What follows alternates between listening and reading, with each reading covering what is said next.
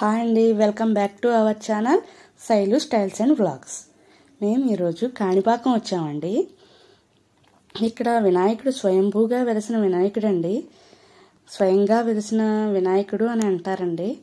ఇది చిత్తూరు జిల్లాకి 12 కిలోమీటర్ల దూరంలో ఉందండి.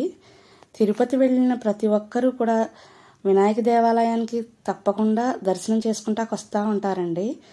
గుడి ప్రాంగణంలో ఒక చిన్న విగ్రహం ఉంటుందండి.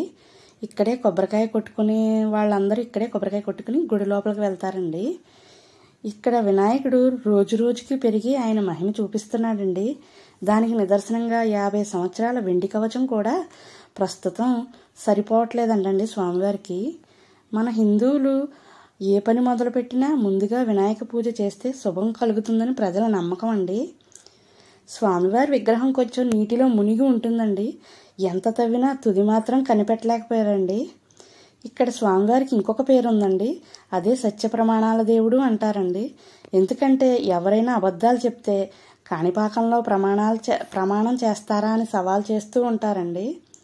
ఈ గుడి ప్రాంగణంలో ముందు కోనేరు ఉంటుందండి. ఈ కోనేటిలో స్నానం చేస్తే చాలా మంచిదండి. మేము ఈవినింగ్ వెళ్ళడం గురించి కుదరలేదు, అందుకనే కాళ్ళు కడుక్కుని నెత్తి మీద నీళ్లు చల్లుకున్నామండి. కానీ టెంపుల్ మాత్రం లైటింగ్తో చాలా బాగుంటుందండి. నైట్ అయితే 9తో క్లోజ్ అయిపోతుందండి. ఈవినింగ్ 9కి టెంపుల్ క్లోజ్ అయిపోతుంది. పక్కనే శివాలయం కూడా ఉంటుందండి. Thanks for watching. నచ్చితే లైక్ చేసి సబ్స్క్రైబ్ చేసుకోండి.